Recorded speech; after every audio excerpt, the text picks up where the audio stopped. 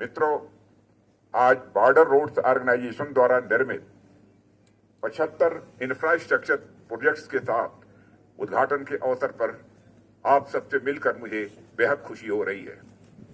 इस प्रोजेक्ट में देश के दूर दराज इलाकों में स्थित ब्रिजेज, रोड्स, हेलीपैड और कार्बन न्यूट्रल हैबिटेट आदि शामिल हैं। एक साथ इतनी बड़ी संख्या में इंफ्रास्ट्रक्चर प्रोजेक्ट्स का उद्घाटन अपने आप में एक बड़ा रिकॉर्ड है।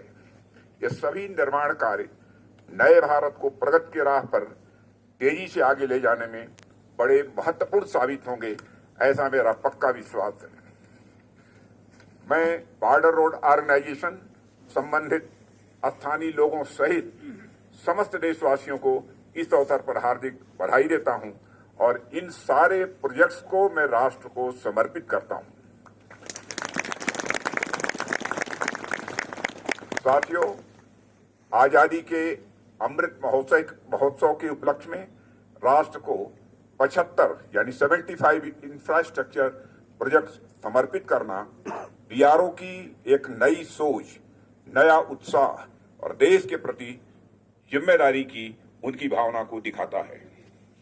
बीआरओ ही नहीं, बल्कि मैं देख रहा हूं कि पिछले कुछ सालों में समूचे देश की सोच में एक बड़ा परिवर्तन आया है और इसका बड़ा श्रेय यदि मैं किसी को देना चाहता हूं, इस समय जो हमें प्रधानमंत्री के रूप में आदरणीय नरेंद्र मोदी जी का नेतृत्व प्राप्त हुआ है, उनको इसका विशेष श्रेय देना चाहता हूं कि उन्हीं के मार्गदर्शन में देश की इतनी तेजी से प्रगति हो रही है। हमारा पूरा देश नवनिर्माण के कार्य में, नवाचार के कार्य में, नई शुरुआत के कार्य में लगा हुआ है। पहले क्या होता था कि कोई उत्सव मनाने के लिए कुछ कार्यक्रम आयोजित करा लिए जाते थे, कुछ और जवानों के परिवार के लोग भी शामिल थे। साथ ही हमारे वर्तमान सेना के सर्विंग ऑफिशियल और जवान भी शामिल थे। उन सबको मैंने संबोधित किया। संबोधन में मैंने इसका भी जिक्र किया कि कैसे लंबे समय तक धरती का स्वर्ग कहे जाने वाले जम्मू कश्मीर को अंधेरे में रखा गया, फलस्वरूप यहां आतंकवाद जैसी अनेक समस्याएं पनपी, यहां उग्रवाद पनपा, देश के माथे पर इतना खून बहाया गया जिसके धब्बे हमें आज भी जहां तहां दिखाई दे जाते हैं। साथियों, इन सब के पीछे यदि कारण देखा जाए तो अनेक कारणों के साथ यहां पर बुनियादी सुविधाओं का अभाव यह प्रमुख था।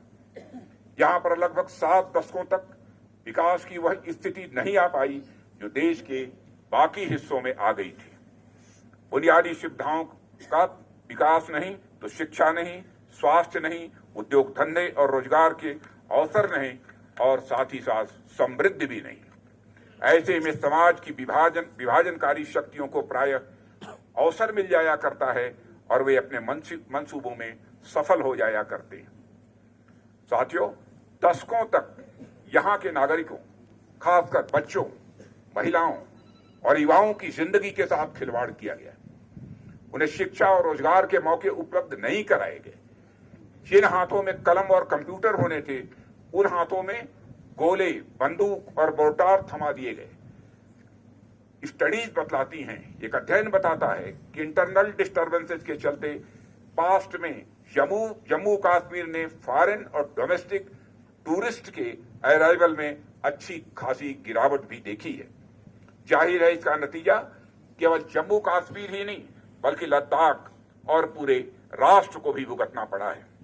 इस इलाके में देश भर से जाने कितने जवानों की जानें भी गई हैं, जाने कितने घर उजड़े हैं, जम्मू और कश्मीर और लद्दाख के अंदर भी और साथ ही साथ बाहर भी। पर मुझे यह कहते हुए बेहद खुशी होती है कि देर आए दुरुस्त आए, देर से ही सही पर जम्मू कश्मीर में भी विकास की धारा अब बह निकली है। सरकार के अथक प्रयासों से इस इलाके में उम्मीदों की एक नई सुबह हुई है।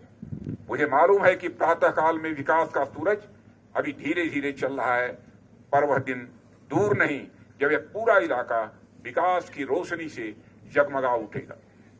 कनेक्टिविटी की सुविधा से इस इलाके समेत देश के बाकी दूरस्थ इलाके भी शेष भारत से और मजबूती के साथ जुड़ेंगे और राष्ट्र को प्रगति के पथ पर अग्रसर करने में अपनी महत्वपूर्ण भूमिका वे निभाएंगे।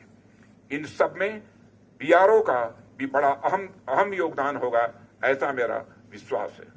साथियों, देश हर दिन बीआरओ की नई उपलब्धियों के बारे में सुन रहा है। यह बीआरओ के कर्मियों के डेडिकेशन यानी समर्पण, कमिटमेंट और लेफ्टिनेंट जनरल राजीव चौधरी डीजीबीआर के दूरदर्शी व कुशल नेतृत्व के द्वारा ही यह संभव हो सका है। लेफ्टिनेंट जनरल चौधरी लेखन में छोटे लगे घाव करें गंभीर वाली कहावत वो चरितार्थ करते हैं। यानी जब से अपने बीआरओ का कार्य संभाला है, मैं